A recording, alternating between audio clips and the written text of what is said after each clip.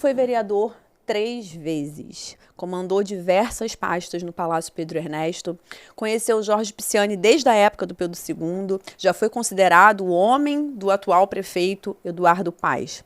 Atualmente, ele comanda a chefia de gabinete da Secretaria Municipal de Ação Comunitária, comandada pelo deputado Chiquinho Brazão. Hoje a gente vai bater um papo diretamente de Ricardo de Albuquerque com o ex-vereador, o professor Washington. Muito obrigada, professor, por ter aceitado o convite e bater esse papo aqui com a gente. Ele foi, inclusive, professor, professor, né, de biologia, graduou-se em biologia na Universidade Rural e pós-graduado em administração pública, saúde pública, né? Saúde pública. Então, eu queria conversar com o senhor hoje, bater um papo. Como é que foi esse convite para a chefia de gabinete do Brazão? Hortência, esse convite, ele partiu, na verdade, da construção de uma relação entre eu e o vereador Chiquinho Brazão. À época, ele era vereador junto comigo, e depois se elegeu deputado federal e foi convidado para conduzir essa secretaria. Me convidou para ser chefe de gabinete. Para mim foi uma coisa assim sensacional, porque, por incrível que pareça, uma experiência nova para mim.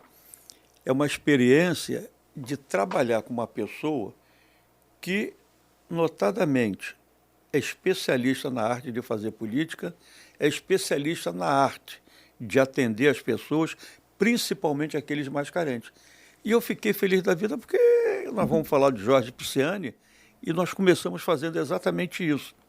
Começamos montando uma salinha que ele montou na casa onde ele morou, dali transformou num centro social para atender quem? Atender as pessoas mais necessitadas daquela região. Então foi um convite que para mim... E o senhor, quando foi vereador, foi considerado o representante do subúrbio, né? Da parte dali, principalmente do reduto ali onde vocês nasceram, Ricardo de Albuquerque, Anchieta, Parque Anchieta. Vocês levaram muitas melhorias para aquela região, né? Hortência, aquilo ali, para mim, é o grande orgulho da minha vida profissional. Quando você trabalha e consegue ver o resultado do trabalho apresentado, é uma coisa sensacional. Mas uma coisa eu vou dizer para você, aquela nossa região, Mariópolis também, incluindo Mariópolis, que é a região onde eu nasci, me criei e vivo até hoje. É uma região que tem uma dívida muito grande com Jorge Saed Pisciani, porque eu fui vereador, trabalhei junto com o prefeito Eduardo Paes, que para mim deu um show, está dando um show de administração, mas o Pisciani, ele tinha uma influência muito grande, porque o Pisciani, como eu falei aqui, ele enxergava longe. O Pisciani, se demorasse mais 10 minutos para nascer, nascia uma águia, porque a visão dele ia lá na frente. E o Eduardo Paes, não leva a mal não, ele atendeu tudo que foi reivindicação feita para aquela região, ele atendeu. O Jorge, ele elogiava muito a capacidade administrativa do Eduardo. Muito grande. Uma capacidade administrativa muito grande, uma visão política fora do normal e, o que é mais importante, sabe organizar, sabe trabalhar e visa. Só você ver o histórico do Eduardo Paes, é só você acompanhar o trabalho dele e você vai ver que o trabalho dele não é maciçamente em áreas prioritárias, áreas de bom poder aquisitivo ou coisa parecida. É exatamente, principalmente nas áreas que mais carentes, necessitam. Né? Que não têm visibilidade. E como é que você conheceu o Jorge, professor? Foi no Colégio Pedro II ou vocês já se conheciam lá do bairro? Não, nós nos conhecemos, garotos, quer dizer, eu bem mais velho do que ele, no trem. Vocês pegando o trem para ir junto? A gente andava junto de trem. Ele pegava em Anchieta, no subúrbio de Anchieta, eu pegava em Ricardo de Albuquerque. E ali nós íamos juntos. Eu descia no Engenho de Dentro para pegar o parador para ir para o Engenho Novo e ele seguia em frente porque ele ia estudar no Pedro II Centro. Então vocês não estudavam na mesma filial, vocês se conheceram no trem, porque estudavam por coincidência no mesmo colégio, só que em filiais diferentes. Interessante essa história, né? Muito bacana. E você fez prova Pedro II também nesse mesmo período que ele? Como é que foi essa questão do ingresso do Pedro II? Quem dera que eu tivesse feito no mesmo período que ele, pô. Eu fiz provavelmente uns 5 ou 6 anos antes. Que é a diferença de idade, né? O Jorge, ele deveria ter quantos anos hoje? Hoje ele estava com 68, ele faleceu com 66, eu tem 2 anos e meio. 74 Então, uma diferença de 6 anos. Caramba! Foi uma época boa, uma época sensacional. E depois formamos, novamente revisamos a amizade, quando ele se meteu na política. Porque aí eu já era professor, dava aula na Faculdade de Castelo Branco, ele já trabalhava como auditor fiscal. E o senhor me contou que foi ele que levou o senhor para a política. Eu lá queria saber de política, Hortência. Eu lá queria saber. Eu nunca imaginei. Veja bem, eu tinha um sonho na minha vida. Era ser vereador, deputado, alguma coisa assim. Mas eu não tinha a mínima vontade nem pensamento de disputar uma eleição. Nunca, nunca. E o Pisciani, quando eu fui ajudar o Pisciani na eleição, foi em 1988. Foi a primeira eleição dele, né? 88. Ele tinha participado da eleição de 86, ajudando o Marcelo Cerqueira, candidato a prefeito. Foi candidato em 88, perdeu, depois se elegeu em 90 deputado estadual. Em 88 ele foi candidato a vereador? Ele foi candidato a deputado em 86, 88 candidato a vereador, 90 se elegeu deputado estadual. E ali foi um negócio interessante que nós fomos tocando. Naquela época podia ter centro social, aí fizemos lá centro social, aí ele já tinha condições, comprou ambulância, nós fizemos uma lenha naquela região. Mas a história de vocês terem montado o centro social porque de tanto que vocês ajudavam os moradores a ir para o hospital público, foi antes da política ou isso foi durante o trajeto do convite para ingressar? Foi durante o percurso. Porque, na verdade, as pessoas não conseguem entender o que é política. A política, você tem que ter... O cara, para ser um bom político, o que o Pisciani era? Era um cara de visão. Era inteligente. E ele gostava muito de ajudar as pessoas. Ele tinha um carinho pela população mais pobre, uma visão de esforço do outro.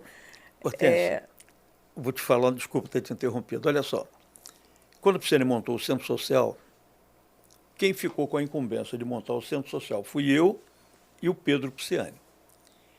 E nós fizemos um negócio. Basicamente o Pedro que fez. Pedro tinha esse cuidado, tocar. O Pedro, ele é muito operacional.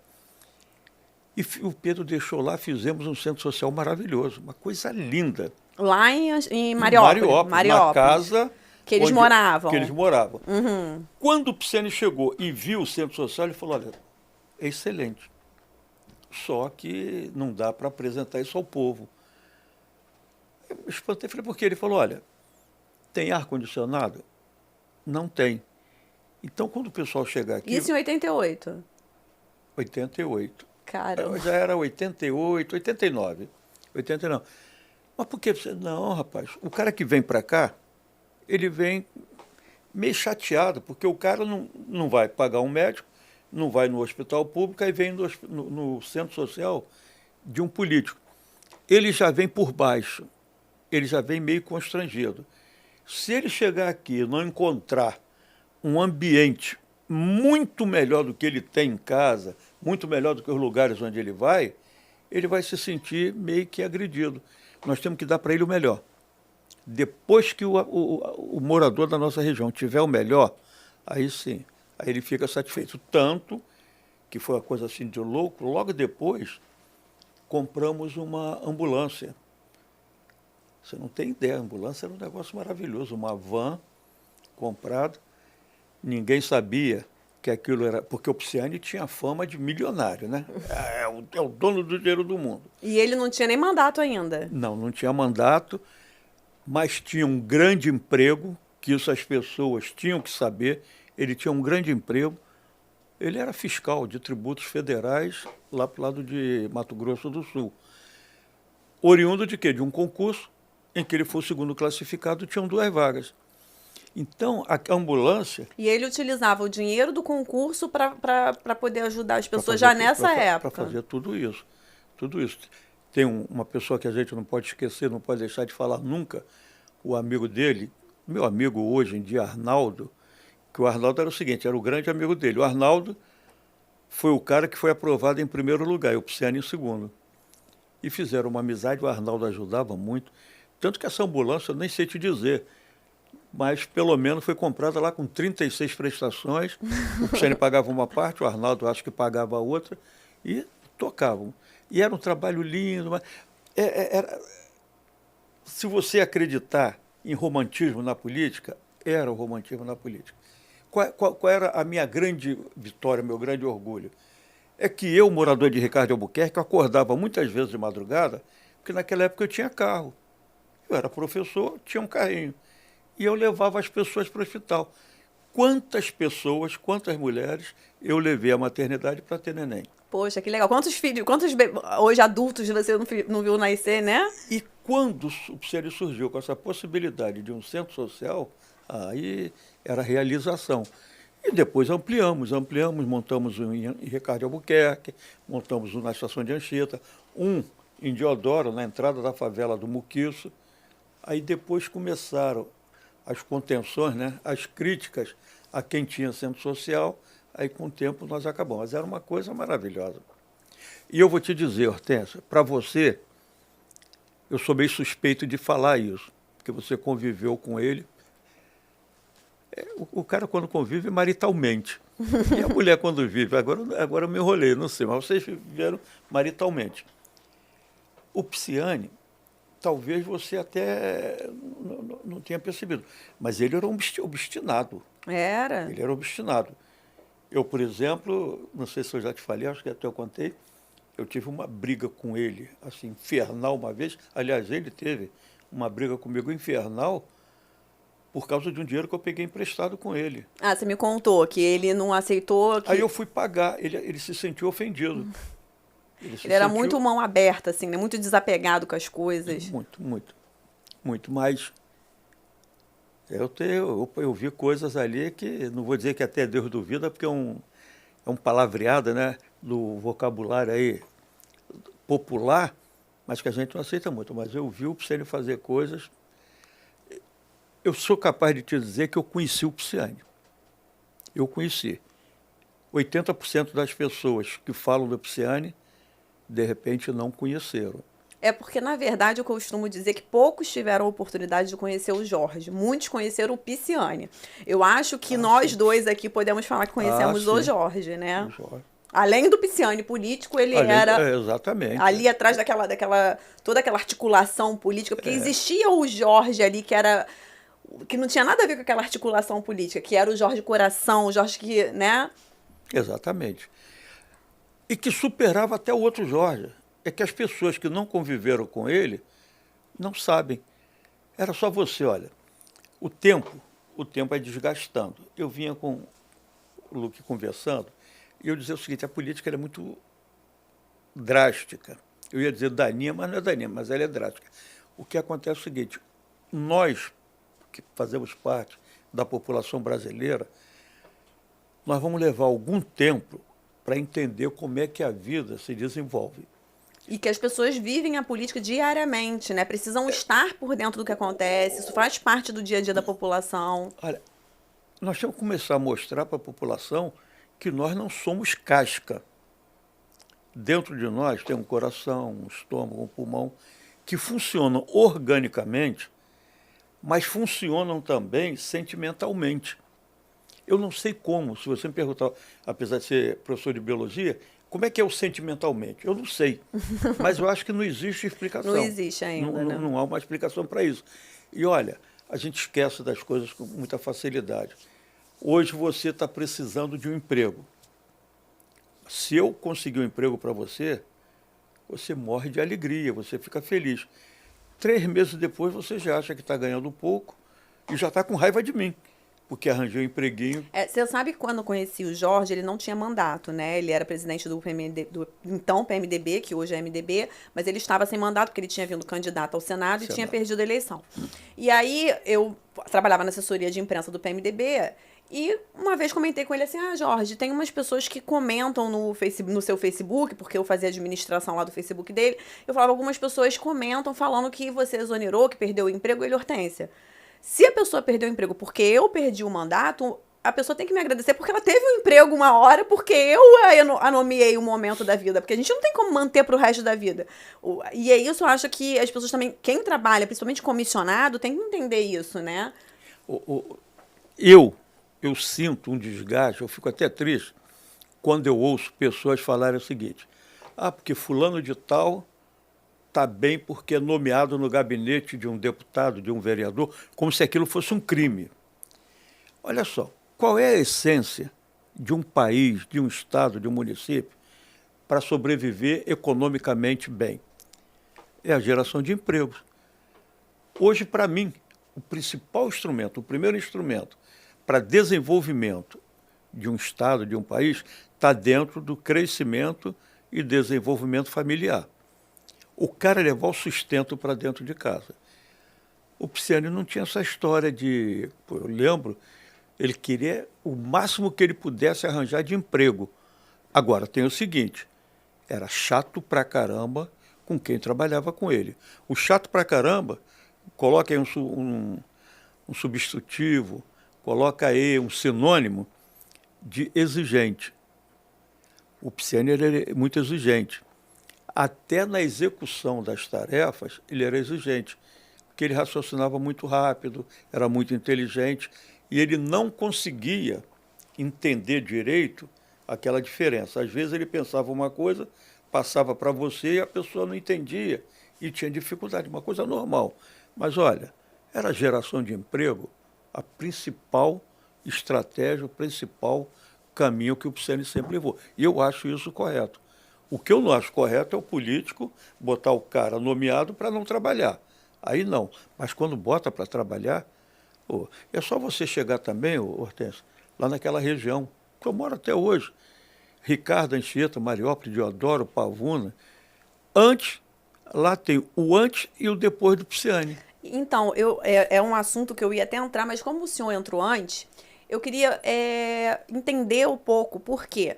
Essa região que o Jorge ajudou tanto hoje, tem uma... Eu acho que é a região da capital, né? Não vou falar do estado, porque o estado todo, o interior, agora eu voltando para as redes sociais, eu percebo que as pessoas têm muito carinho pelo Jorge. Mas a região exclusivamente ali, que é a região que o Jorge veio, que o Jorge ajudou tanto, é a que tem o maior índice atualmente de rejeição ao Jorge, porque de 4, 6 anos para cá, a oposição conseguiu utilizar por meio da Lava Jato, e de processos já foram extintos, já foram vistos que foi exceção e que foi para perseguir um político que tinha um poder como o Jorge, e utilizou a oposição disso para colocar na cabeça daquela população que o Jorge nada fez por lá, sendo ele, por intermédio inclusive do senhor na Câmara dos Vereadores e do Eduardo Paes, enfim, do governo na época do Estado, e ele por intermédio da Alerj, levado diversas melhorias para a região.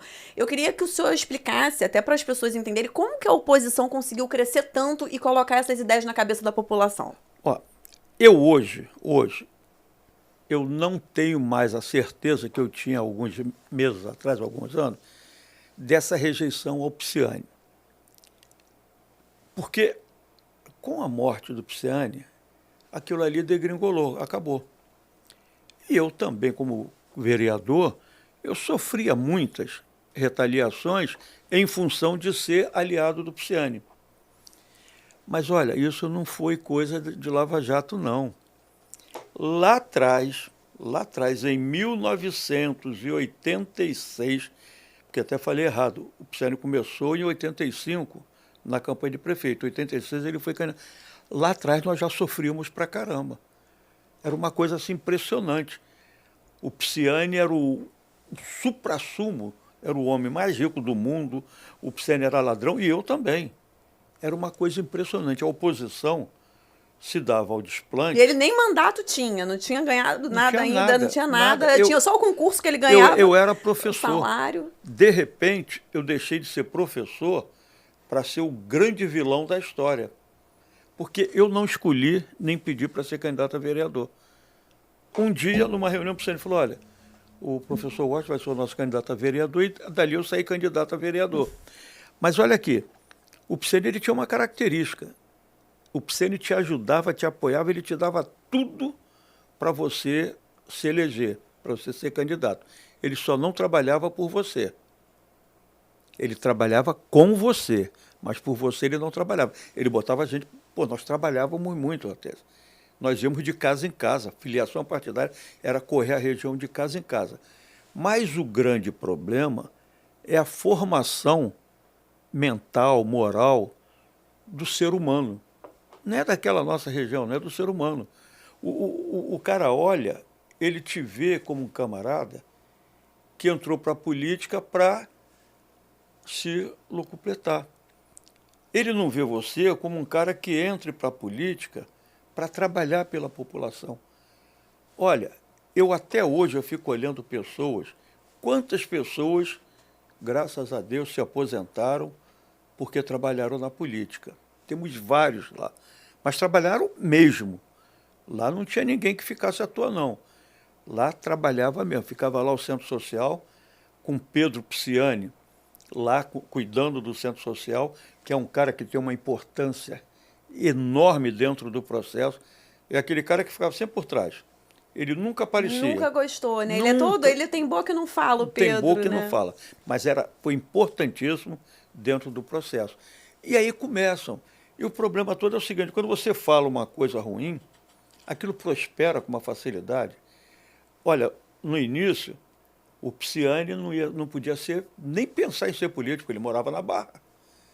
Os camaradas... Nessa época ele já morava na Barra, ele não tinha nem mandato ainda. Não, ele morava na Barra já há muito tempo. Lá... Olha só como é que as pessoas criam, né, o professor, uma imagem distorcida, porque assim, eu falei pro senhor, eu tava 2 anos, né, vivendo luto fora das redes sociais, e quando eu volto, que eu comecei a fazer o impulsionamento das coisas que eu venho falando do Jorge, porque o nome dele foi esquecido, inclusive nas últimas eleições, o que foi um absurdo, ele jamais aceitaria isso, mas quando eu volto a falar do Jorge, eu percebi um pouco dessa rejeição nessa área, e as pessoas falando disso, de que ele nunca fez nada pra área, que ele veio morar na Barra, então na verdade ele já morava na Barra antes. E ele voltou para ajudar a região que ele nasceu. Olha aqui, houve um episódio que resume tudo isso. Uma campanha, eleição de vereador. Um dia nós descobrimos lá um papel distribuído pela oposição, em que eu morava na Barra. E nesse papel, nesse prospecto, nesse panfleto, vinha uma foto de uma casa, que era a casa do Pisciani, que era assim, uma mansão, uma coisa. Que eles inventaram uma casa que não existia. E ao lado tinha a minha. Mas o negócio é tão interessante, isso era uma boa tese de psicologia. Era tão interessante que a casa do Pisciani, o Pisciani era o alvo central. Era uma mansão, uma coisa imensa. E a minha era ao lado, mas era uma casa mais humilde. Era uma boa casa, mas era mais humilde. O Pisciani morava numa, eu morava na outra. E eu não aguentava aquilo. Eu falava, caramba, toda eleição eu me mudo para a Barra. Mas você vê bem, nós tínhamos um discurso que nós dizemos o seguinte, política, ela não se faz pela geografia. A política se faz pelas ideias. E as nossas ideias eram completamente diferentes das características geográficas que eles imputavam para nós. E olha aqui, o Eduardo Paes. Vou falar do Eduardo Paes aqui. Eu nunca vi tanto trabalho naquela região quanto o Eduardo Paes. Nunca vi. Nunca vi. Caramba, quando chegou na eleição, o Eduardo Paes não teve a resposta daquela região. Eu acho ainda que aquela região, as pessoas dali, têm um compromisso moral, compromisso de... Mas o senhor acha nessa última eleição, né? Nessa última... Nas duas. Ah, sim. Na do Pedro Paulo também. Mas por quê? Porque a política ela se desenvolve dentro de fatos.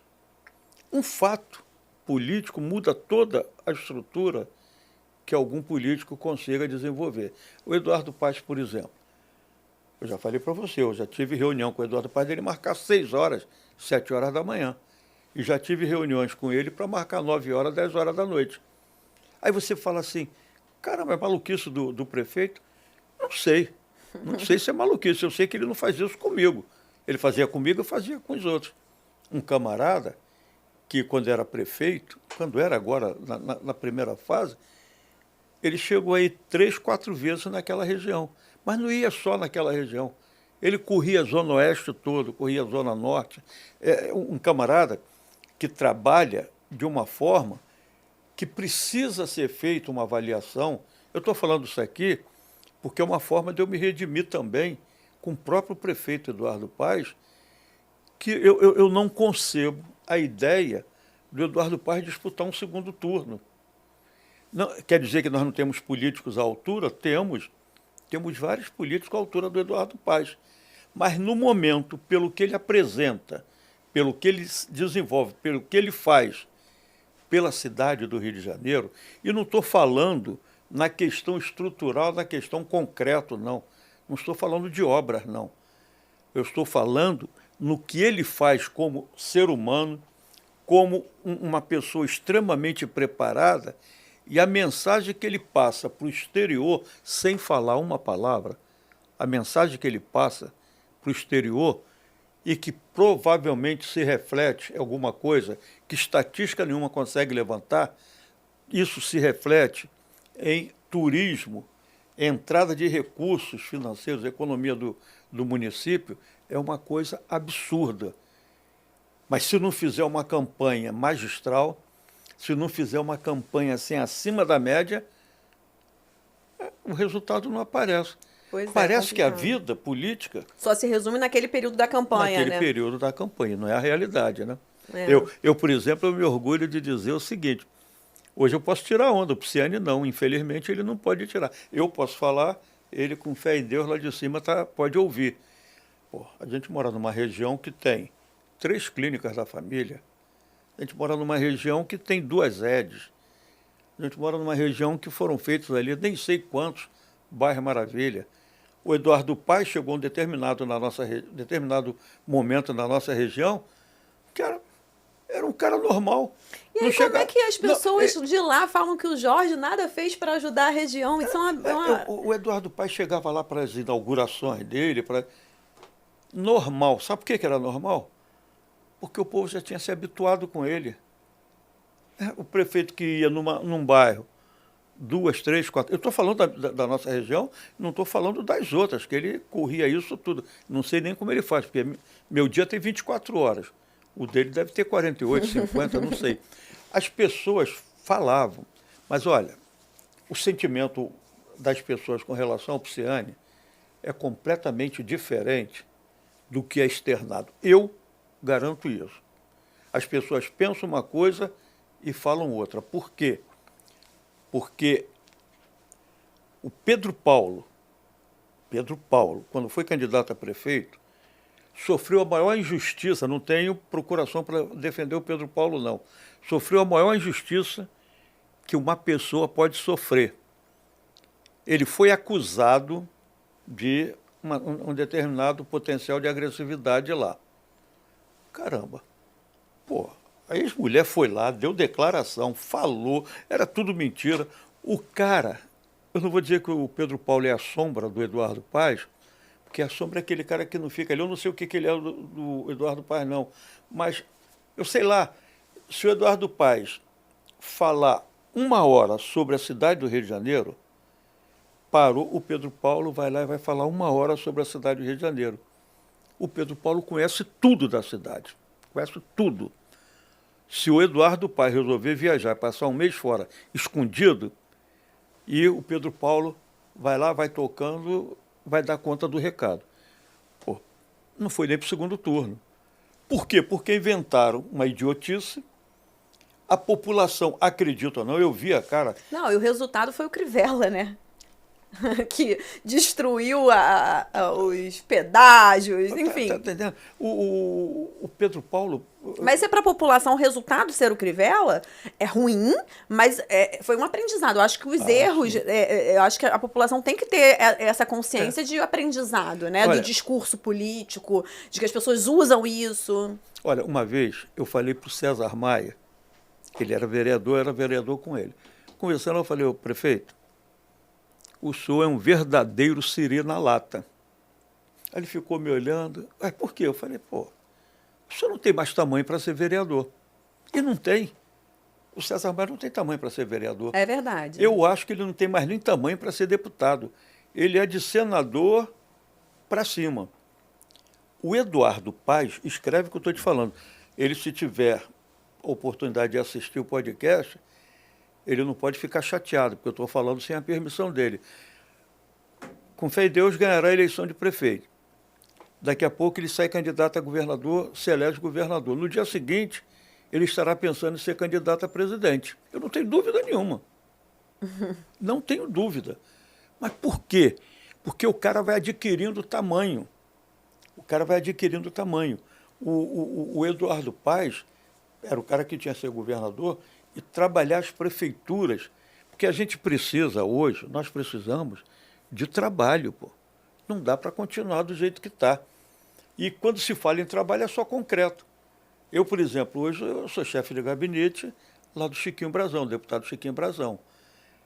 É uma secretaria que está engatinhando, é uma secretaria que tem uma série de problemas, mas é uma secretaria que o prefeito criou, uma secretaria especial. Exatamente para avisar a população mais carente.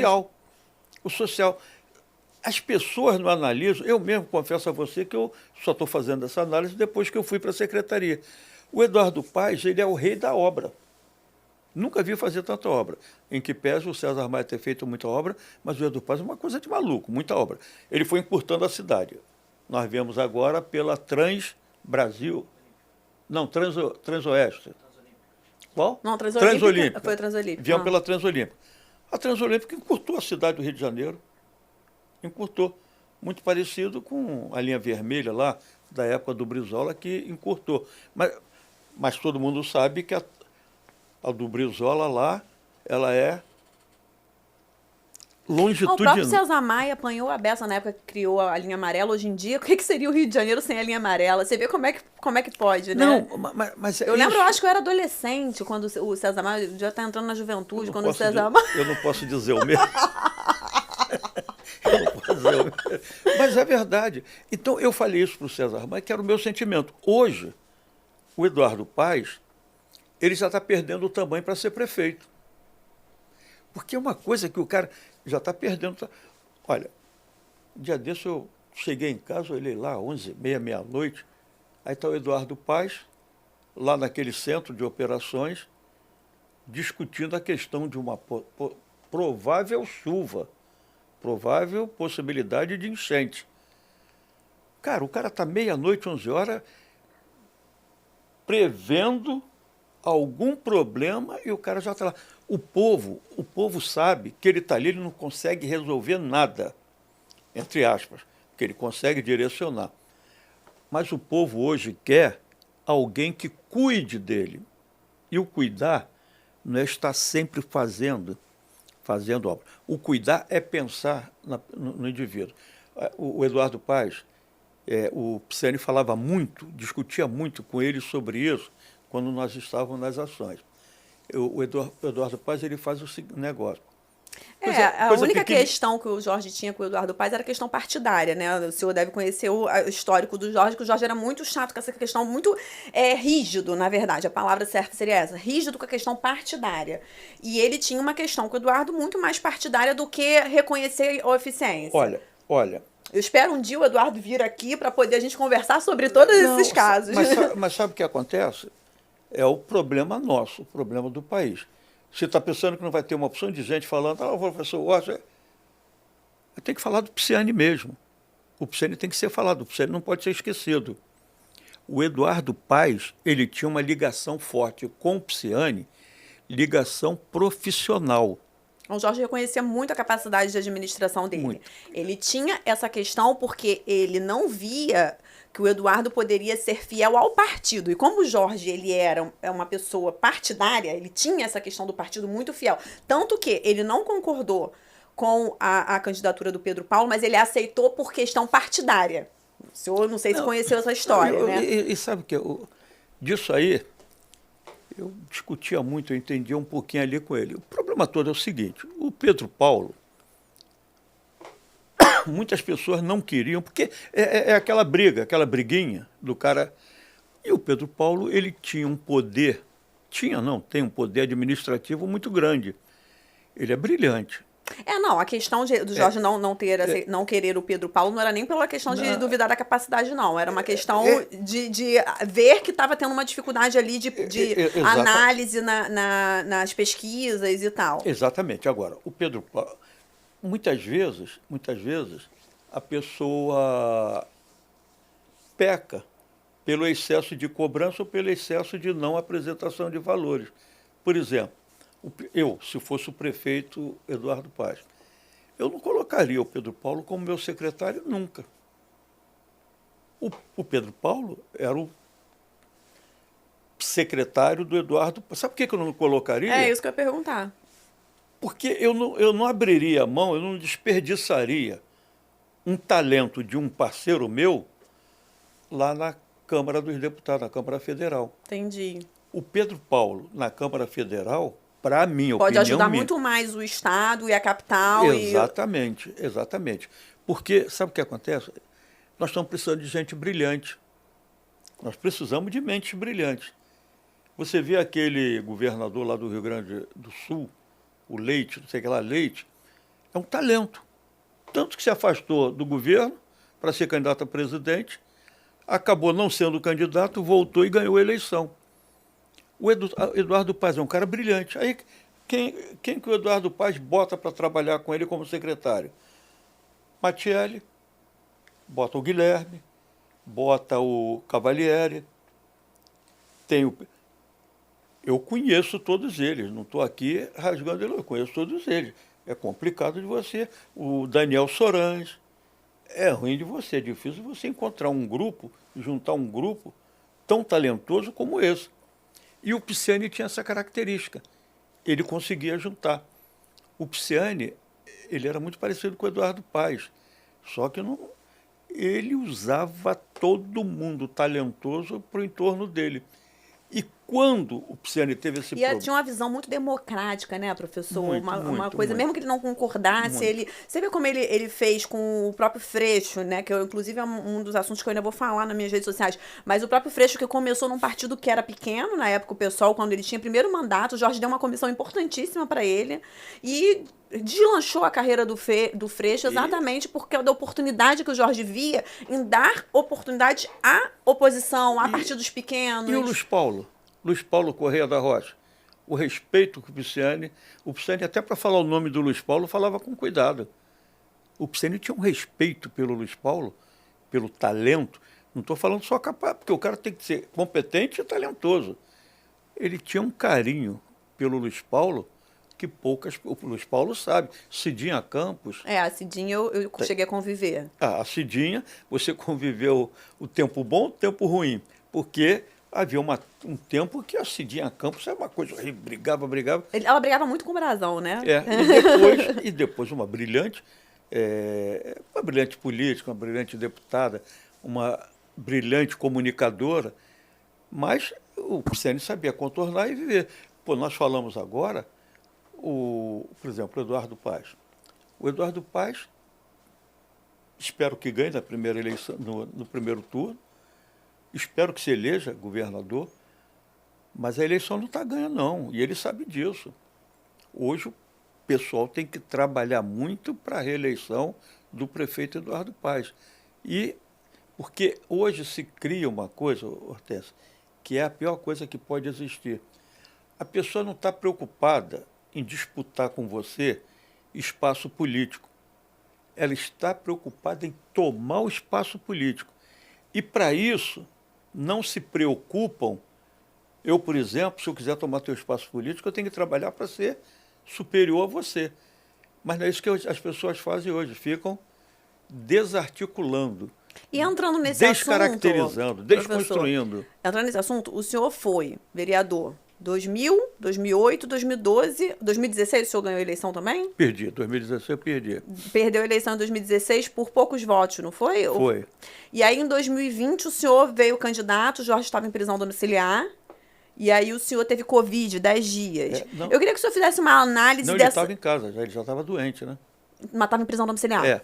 O Jorge estava em prisão domiciliar. Ele morreu em prisão domiciliar. Muita gente não sabe disso. Ele morreu em prisão domiciliar. Ele morreu dentro do hospital, mas ele estava em prisão domiciliar. Eu queria que o senhor fizesse essa análise de 2016 e 2020. A diferença, porque em 2016 já estava solto, né? E o senhor teve dentro do partido o apoio dele com ele solto. Em 2020, o senhor veio candidato, o senhor perdeu a eleição com ele em prisão domiciliar. E eu queria saber do senhor o que o senhor viu de diferença na condução da sua campanha e por que o senhor acha que perdeu ali naquelas duas eleições. Não, primeiro eu quero colocar o seguinte, 2016 para 2020, nós tínhamos no MDB 10 vereadores. 10.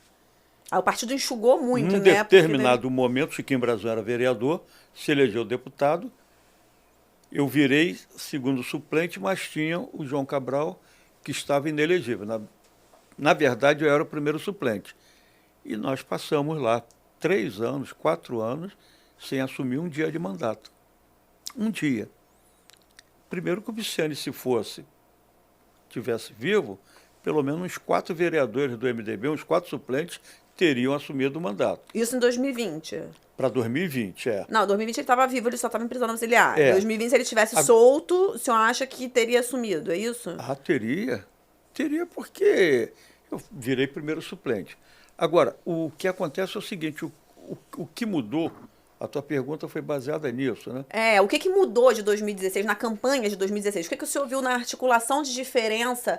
Porque o senhor perdeu as 2 eleições, tanto em 2016 como em 2020. É. Em 2016, não sei se o senhor ficou suplente, se teve Fiquei suplente. O senhor chegou a assumir alguma... Nem um dia. Se o Pisciani fosse vivo, eu teria assumido. O que acontece é o seguinte, nessas eleições, a eleição que o Pisciani não estava presente, foi uma eleição interessante. Não estava presente nem o Pisciani, nem o arquirrival que nós tínhamos, que era o doutor Ivani Martins de Mello. Também foi um brilhante político na nossa região. O que mudou foi o seguinte, foi o referencial. Foi uma campanha extremamente atípica, né, com Covid. Isso em 2020? Nós perdemos aquela característica nossa, que era ir para a rua, de casa em casa, essa era a nossa principal característica. E o poder político do Pisciani também, porque o que acontece é o seguinte, nós estamos falando aqui de alguns políticos, falamos Eduardo Paz, vamos falar do Marcelo Alencar, Brizola. O Brizola, enquanto manteve acesa a chama Brizola, o neto dele, Brizola, que fui vereador com ele, estava em evidência. Hoje já não está tanto, por quê? Ele tem uma neta que eu acho que é do Sul, que ela é bem... Acho que ela, não sei se ela é deputada no Rio Grande do Sul. Eu acho que é deputada ou vereadora. Então, era um nome, você tinha um estigma. O Pisciani, quando morreu, veio a falecer, ou quando ele veio... Porque, se me perdoe o que eu vou falar, o Pisciani morreu muito antes do óbito.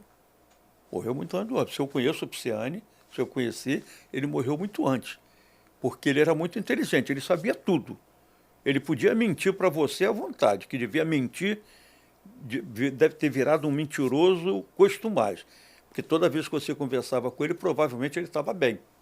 Está bem, estou bem, estou bem, estou bem. Provavelmente diria os livros que estava lendo, estou lendo sobre isso, sobre aquilo, sobre aquilo.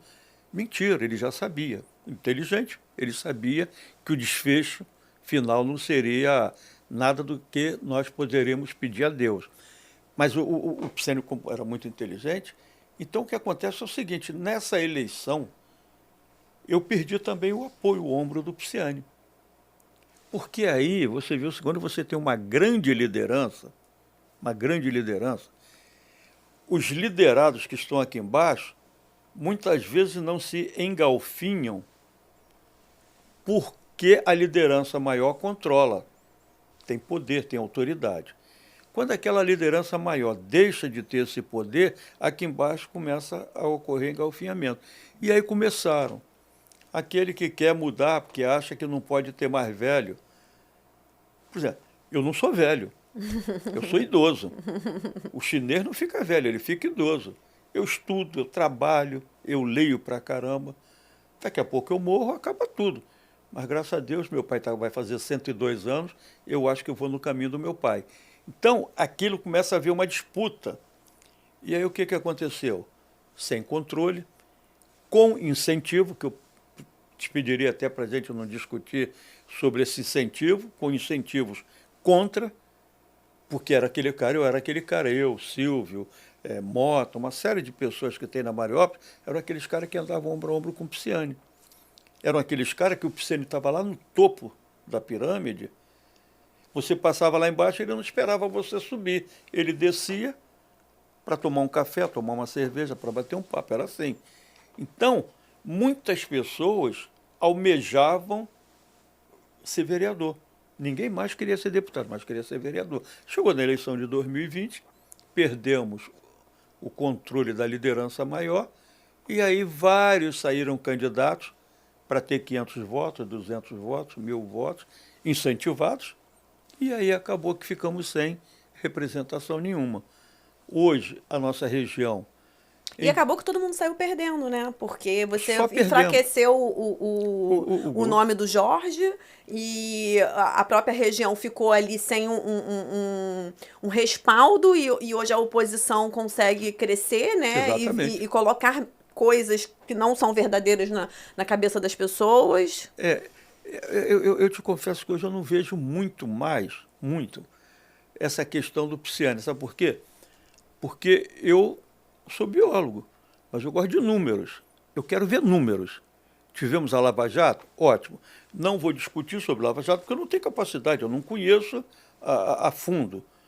Mas pelo que eu vejo, pelo que eu leio, a Lava Jato foi estraçalhada, foi estilhaçada, foi desmoralizada.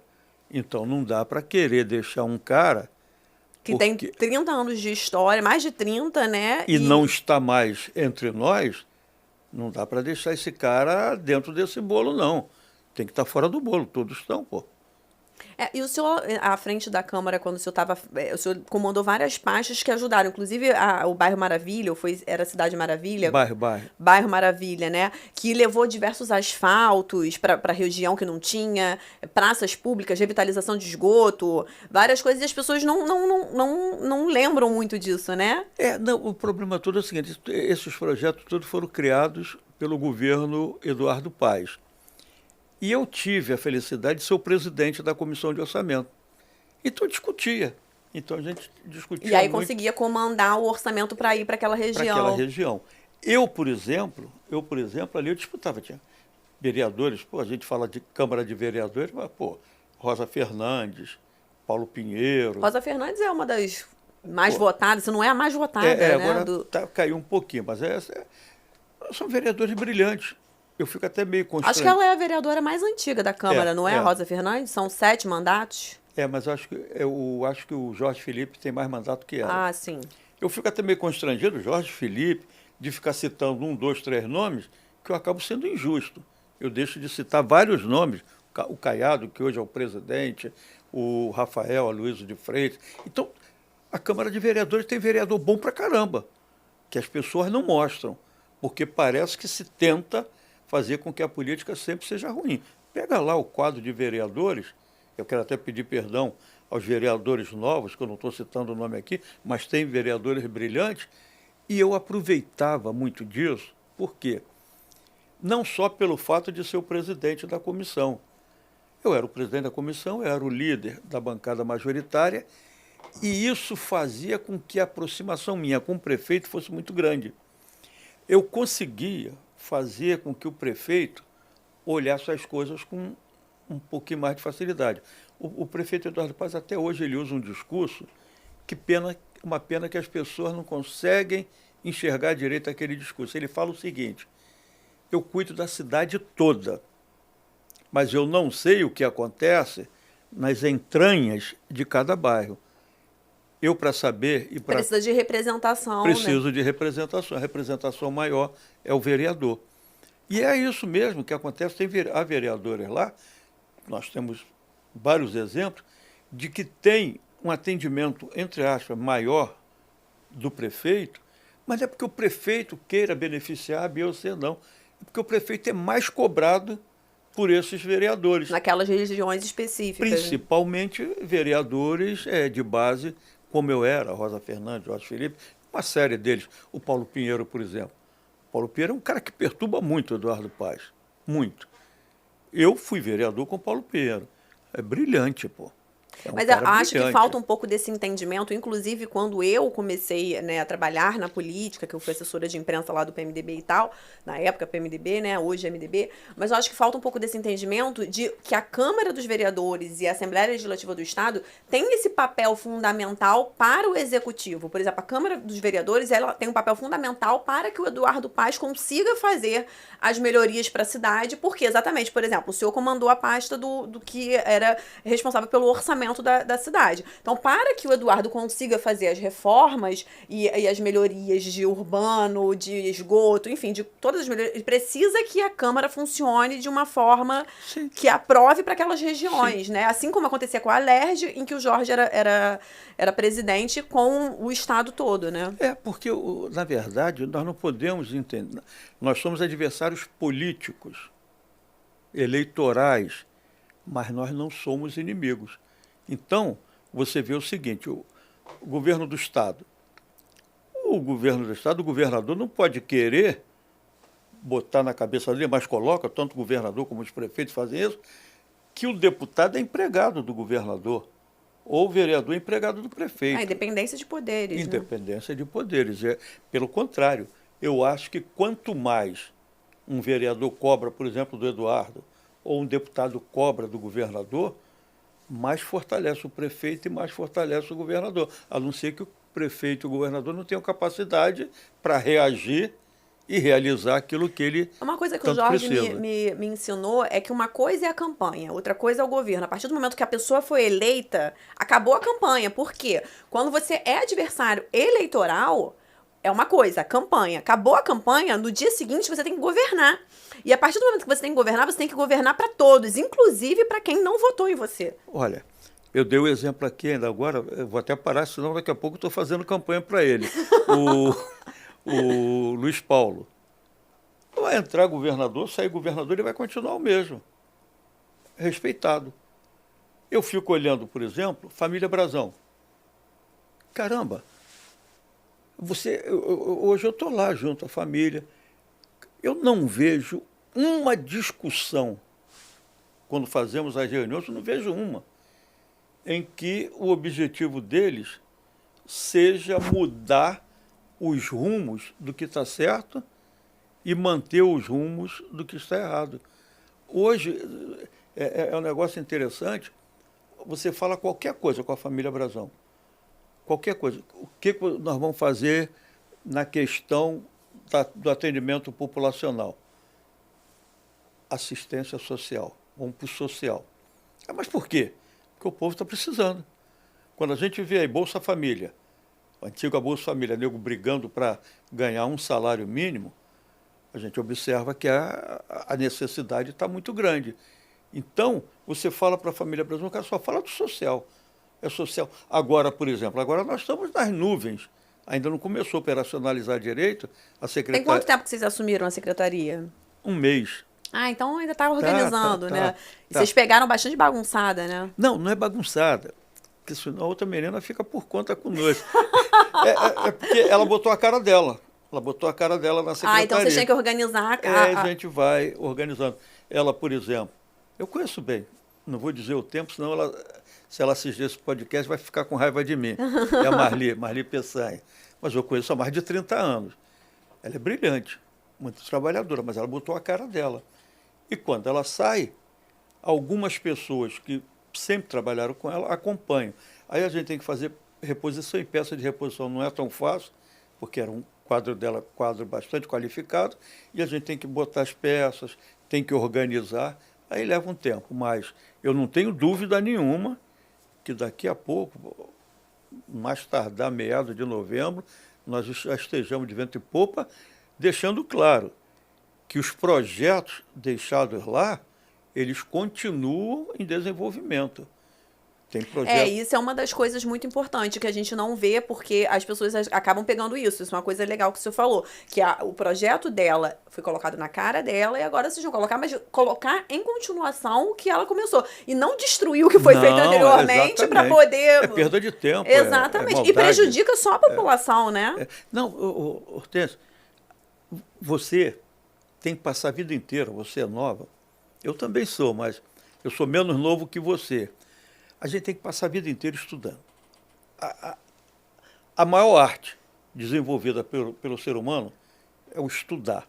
É verdade. Estudar. Eu, por exemplo, estudo pra caramba, porque eu faço tratamento preventivo contra Alzheimer. A melhor coisa que tem para você combater Alzheimer é exercitar o cérebro. Eu passei minha vida toda exercitando o lóbulo esquerdo, porque trabalho tudo com a direita. Hoje eu faço o que eu mais puder com a esquerda, que é para trabalhar o direito. Mas o senhor tem histórico na família, não? Não. Meu é preventivo. Sei lá. Então, o que acontece? Você tem que estar sempre estudando, você não pode parar. E o que acontece, na verdade, lá tem um projeto Turistando. Na secretaria? Na secretaria. Turistando. O que é turistando? Você pega pessoas e leva para visitar determinados locais. Então, olha o projeto que foi lá idealizado, acho que foi pelo Eduardo, é do tempo dele. O cara pega lá, manda 2 vans, com ar-condicionado, tudo direitinho. Aí pega a pessoa lá da comunidade, leva para conhecer determinados pontos. Tá. Eu, um dia, conversando com a coordenadora e com 2 guias turísticos, falei assim, mas são passeios maravilhosos. O rapaz me olhou e falou assim, professor, só me desculpa, eu vou falar não. Eu falei, pô, não é passeio não. Nós não fazemos passeio. Nós levamos as pessoas para conhecer os lugares. Passeio é quando não tem um guia turístico, é quando não tem alguém para indicar. Aí ele deu um exemplo, o senhor vai no museu, aí chega lá, tem uma cadeira, aí o senhor chega lá passeando, olha aquela cadeira. Se o senhor tiver um guia turístico, ele vai dizer que nessa cadeira sentou Dom Pedro I, aí é uma história. O senhor está aprendendo alguma coisa, o senhor não está vendo uma cadeira. No passeio o senhor viu uma cadeira. Aí o cara fala assim, tem um passeio, vou dar um exemplo do que se faz, na casa do Roberto Marinho. Eu lá quero conhecer a casa do Roberto Marinho. Aí o cara vai, pega a pessoa e leva lá. As pessoas voltam maravilhadas, voltam embevecidas, com um passeio maravilhoso que tem. Não, isso é cultura, né? É levar cultura para a população mais carente, que as pessoas não têm essa condição, às vezes, de fazer, de se preparar. Deixa eu te fazer uma pergunta. Você conhece a casa do Roberto Marinho? Não. Eu fui ao Cristo Redentor há 2 meses atrás, porque chegou uma prima que veio de Sergipe, interior Lagarto, aí queria ir conhecer o Cristo Redentor. Aí fui eu, ela e meu pai. E eu achei, meu pai com 101 anos. Rodando por lá, meu pai já conhecia tudo. Eu fui conhecer também, eu não conhecia. Mas é um absurdo eu não conhecer. Pois é, às vezes a gente conhece lugares fora, lugares de outros estados e não conhece o nosso próprio... Lá no Longínquo, Ricardo, Anchieta, Mariópolis, eu lembro do Pisciane. Não, tem que ter ar-condicionado. Porque a pessoa, quando vem para cá, ela tem que ser recebida diferente, porque senão ela vai para um hospital público qualquer. Quando ela não vai no hospital público, é porque ela vem aqui porque quer ser diferente. Então tem que ter... A pessoa, quando vai no projeto lá do governo, da Prefeitura do Rio de Janeiro, é um passeio, é uma visita maravilhosa. Passeio não, uma visita maravilhosa. Ele tem o guia turístico, ele vai aprender, é o que você falou, é uma cultura, é uma aula. É uma aula que a pessoa... Eu vou até fazer um comercial aqui, vou visitar a Assembleia Legislativa. Exatamente. Não, inclusive ele fez essa questão de mudar o funcionamento da Assembleia para que o Palácio Tiradentes se transformasse realmente num lugar de visitação para a população, essas coisas. Tô rindo. Meu sorriso saiu sarcástico, não, né? Saiu sarcástico. E me chamou, falou assim, eu quero uma pessoa para colocar aqui, você fala com ela, que a partir de amanhã ela tem que vir aqui trazer a documentação, que é a Fernanda, minha filha mais nova. Quando ele entrou, a primeira coisa que ele fez foi chamar a minha filha e falar, ela vai ser diretora de cultura da LERJ, para colocar o palácio dentro do núcleo turístico da cidade do Rio de Janeiro. Nossa, que legal. Que ele achava o seguinte, que o núcleo turístico da cidade do Rio de Janeiro parte ali da Cinelândia.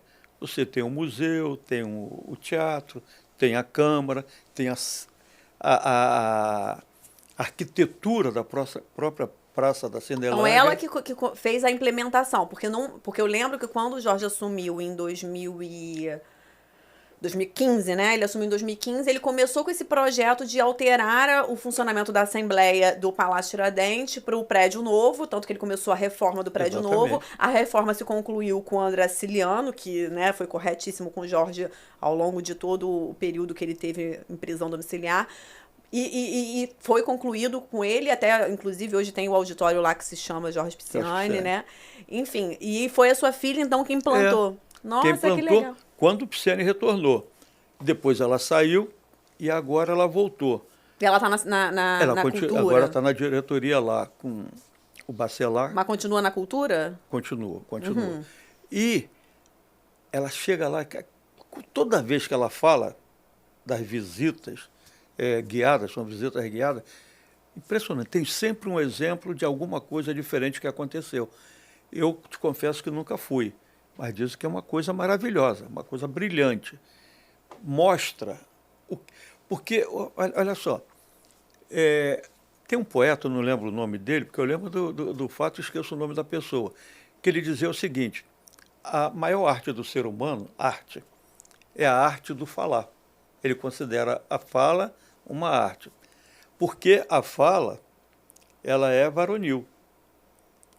Aí fala assim, ó, essa parede aí, ela é fria, mas ela fala. Professor, me conta a história que o Jorge, a gente está com pouco tempo, está terminando, mas conta a história do Jorge foi o senhor que me contou que ele quis fazer uma fono para poder falar melhor no início da carreira política dele, porque ele tinha aquele jeito da língua meio presa. Vicenzo, meu filho, tem língua presa também, tem que fazer fono. Olha, mas me conta essa história do Jorge treinando. Não, essa história é engraçada. Ali era o seguinte, saía eu, ele e o Silvio Santos. E ele ia treinando. Porque... Não, o Silvio Santos do SBT não, explica. Não, é o nosso Silvinho. O Pisciani, ele tinha a língua, não era presa, não sei se era presa, eu sei que ele trocava o L pelo R. O Vicenzo, a mesma coisa. E aí, uma vez nós fomos para uma palestra, ele ia dar uma palestra lá na Suam, Unissuam. Ele não era deputado, não tinha mandato, ele estava concorrendo na eleição de 90. Aí ele falou, pô, como é que eu vou fazer lá, cara? Porque eu tenho que tomar cuidado. Aí chegamos cedo, ficamos em frente à Suam, sentamos num bar.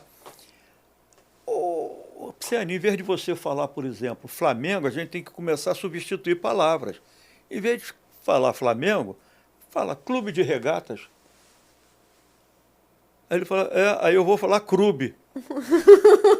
E a gente treinava pra caramba. Foi nessa época que vocês resolveram tirar o W, S, um monte de... Não, o W foi coisa dele também. Minha mãe morreu. Aí tirou tudo e botou só o Austin. Não, minha mãe faleceu, minha mãe morreu com raiva disso. Minha mãe não aceitou. O problema todo foi o seguinte, as maluquices do Pisciani, um dia ele chegou e falou assim, olha, vamos botar um letreiro bem grande aqui, no Centro Social de Ricardo, para enfrentar o Ivani, que na época era deputado, e o Washington é o candidato nosso a vereador.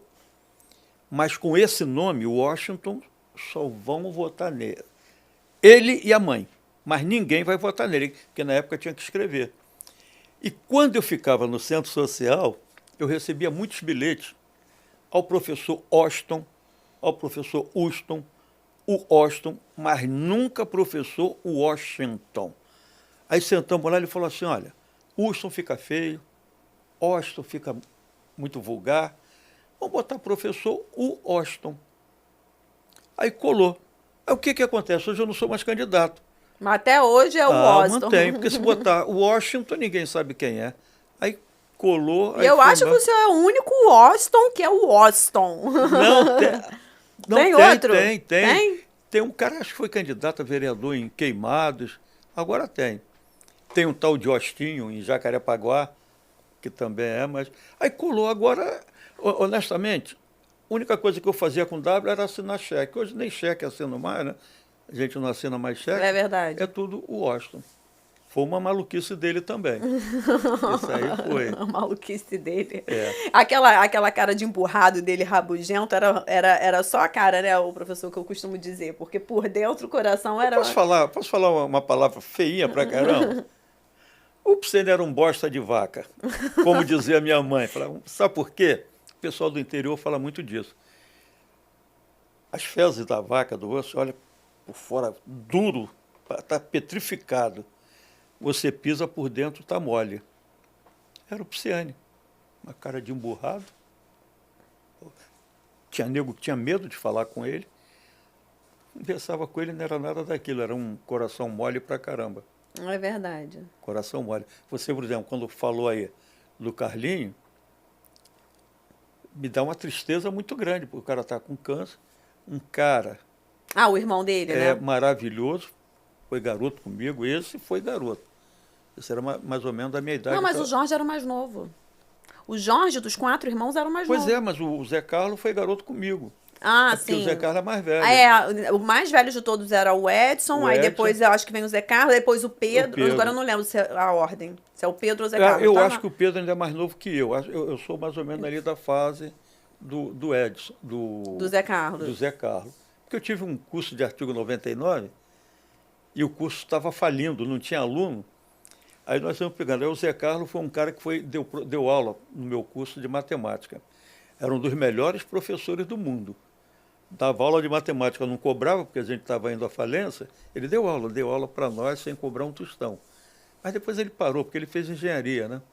Ele fez engenharia. O Zé Carlos fez engenharia. E fico triste de saber que ele está com problema, porque, caramba.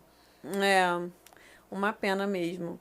Poxa, professor, mas eu queria agradecer o senhor ter se disponibilizado para vir. Tá aqui, o convite está aberto para o senhor voltar, para trazer o brasão para contar da secretaria.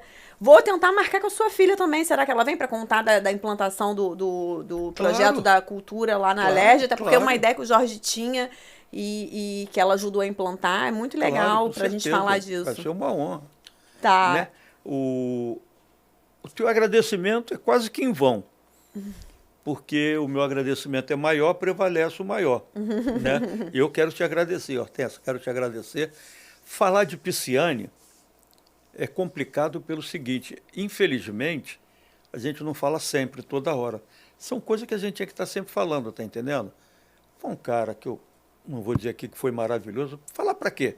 Todo mundo sabe, de certa forma, terminou a carreira política de uma forma, para mim, injustiçada.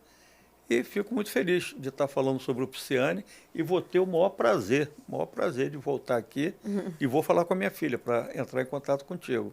Que bom. Então tá, pessoal, olha, muito obrigada por assistir aqui. Curtam o canal, me sigam no Instagram, Hortência Pisciane, siga também o professor Washington, né? Isso. É o Washington, sem o W, um monte de consoantes, ideia do Jorge. E curtam o canal aqui. Muito obrigada e até mais.